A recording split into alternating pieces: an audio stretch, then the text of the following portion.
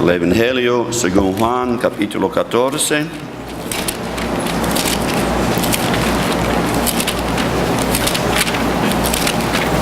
Y el versículo 15.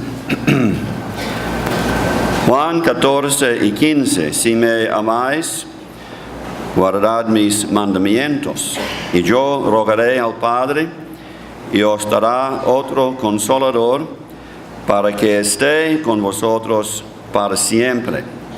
El Espíritu de verdad, al cual el mundo no puede recibir, porque no le ve ni le conoce. Pero vosotros le conocéis, porque mora con vosotros y estará en vosotros. El versículo 21. El que tiene mis mandamientos y los guarda, ese es el que me ama. Y el que me ama será amado por mi Padre, y yo le amaré y me manifestaré a él.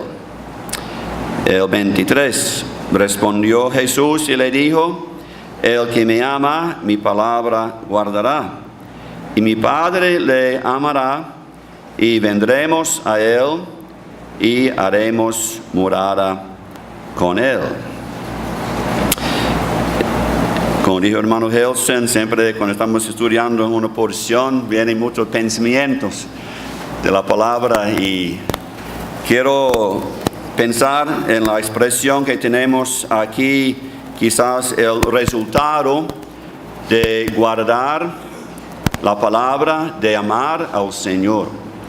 Tenemos la promesa aquí en el versículo 16 acerca del Consolador, para que esté con vosotros para siempre. Y el versículo 21 al final: y me manifestaré a él. Y el versículo 23 al final: y haremos morada con él. El resultado, pues, de amar al Señor, de guardar su palabra, la promesa de su presencia con nosotros. Hermanos, no hay nada más precioso, más quizás importante, más anhelado en la vida de nosotros como su pueblo, de conocer, experimentar la presencia del Señor, no solamente como individuos, sino también como asambleas. Y entiendo lo que tenemos aquí, aunque esto no es enseñanza para la asamblea, pero en el versículo 16 entiendo que la palabra significa para que esté con vosotros, es la idea de estar en medio de nosotros. Y la otra expresión al final de 17, porque mora con vosotros, da la idea de estar a nuestro lado. Y también dice: y estará en vosotros. Es el cuerpo nuestro, es como un templo, como dice Corintios 6, el cuerpo nuestro es templo del Espíritu Santo.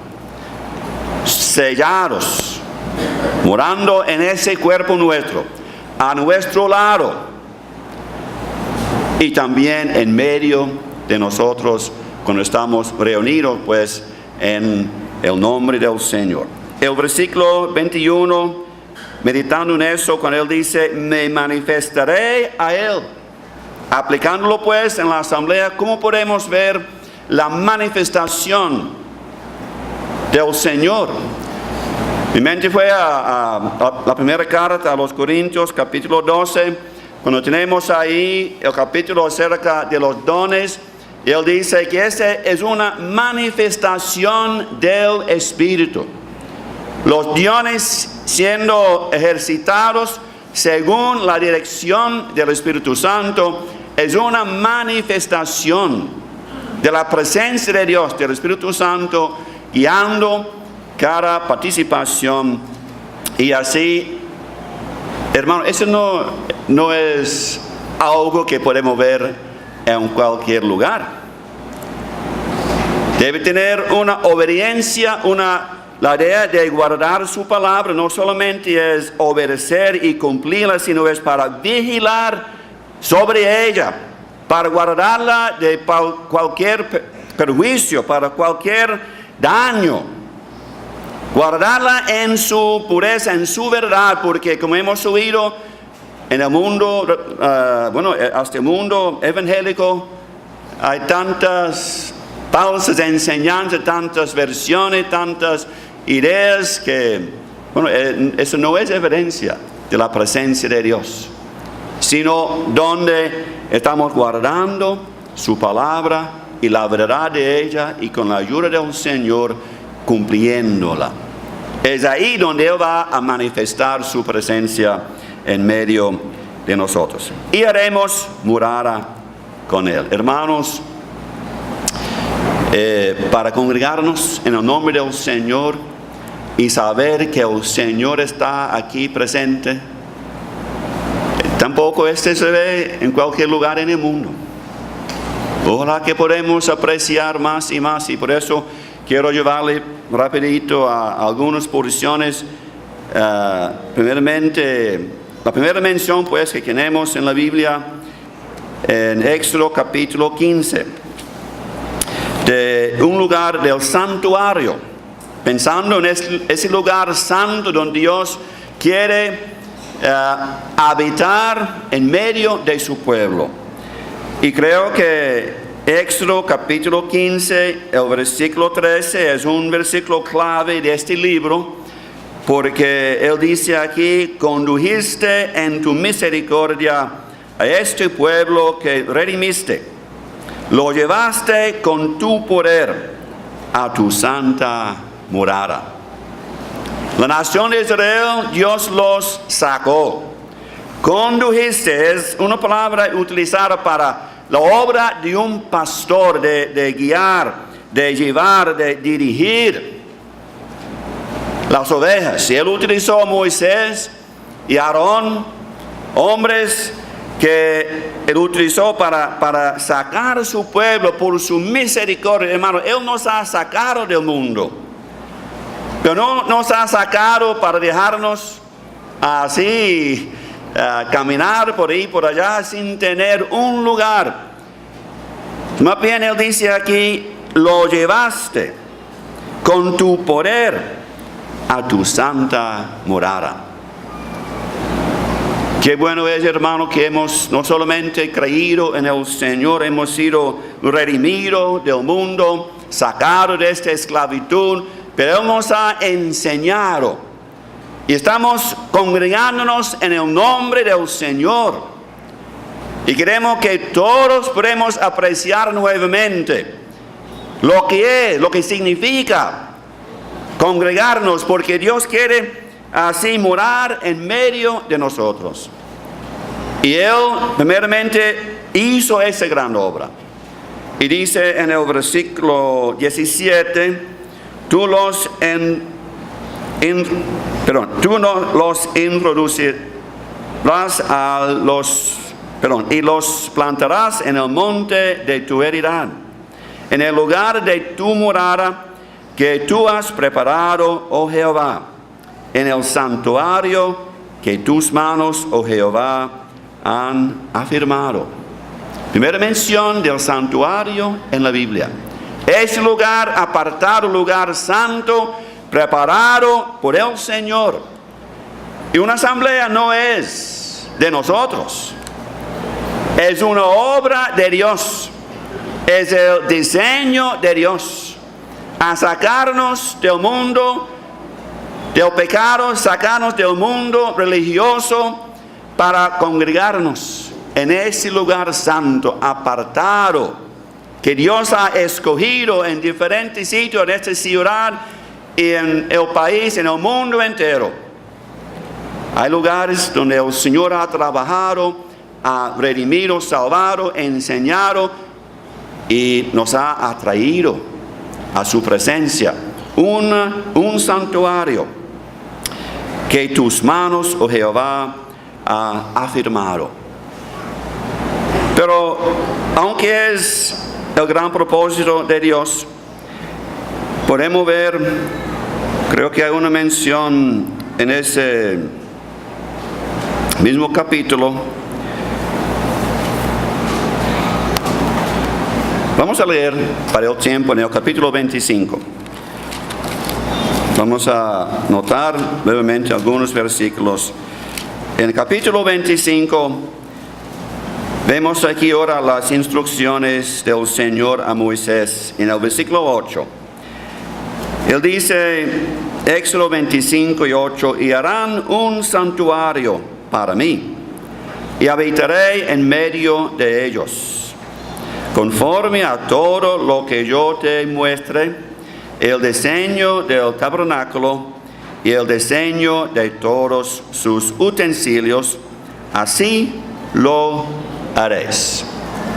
Pensando en guardar el que me amas, guardará mis mandamientos, guardará mi palabra, la palabra completa y los mandamientos, preceptos del Señor precisos que Él nos ha dado. Y aquí vemos un ejemplo. Ahora, si es el gran plan en el corazón de Dios, su propósito de morar, de tener un santuario aquí en la tierra. Ahora vemos la responsabilidad humana. Porque si nosotros no estamos dispuestos a oír, leer su palabra y entender ese diseño, no vamos a disfrutar de la presencia del Señor. Aquí vemos el pueblo respondiendo con ofrendas de corazón, de buena voluntad, dando suficiente y aún más para construir el tabernáculo, y así para que era algo que ellos hicieron con la capacidad que el Señor dio a estos hombres, las mujeres con su sabiduría también.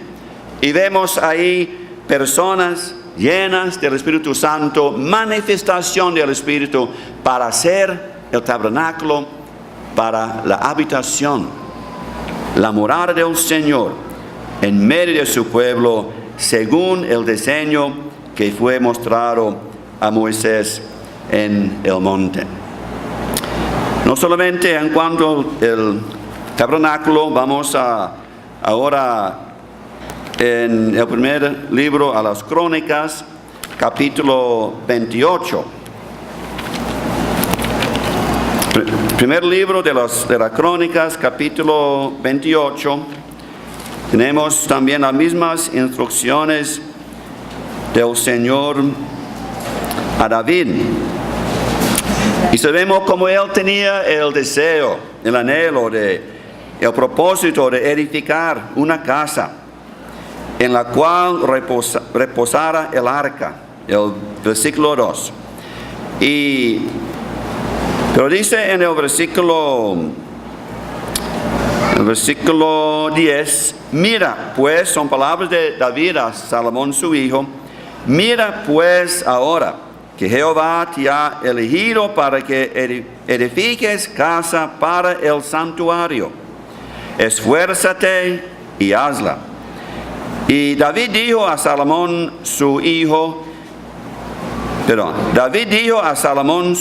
el plan del pórtico, del templo, de sus casas, sus tesorerías, sus aposentos, sus cámaras y la casa del propiciatorio. Asimismo, el plano de todas las cosas que tenía en mente, etc. La palabra aquí, plano, diseño, lo que Dios le había dado, lo que Dios le había indicado a David, lo vemos en el versículo 19. Él dice, todas esas cosas, dijo a David, me fueron trazadas por la mano de Jehová, y me hizo entender todas las obras del diseño.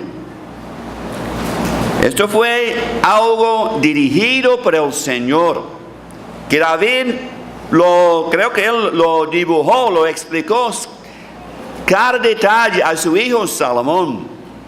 La importancia de seguir el diseño que el Señor le había mostrado. igual con Moisés.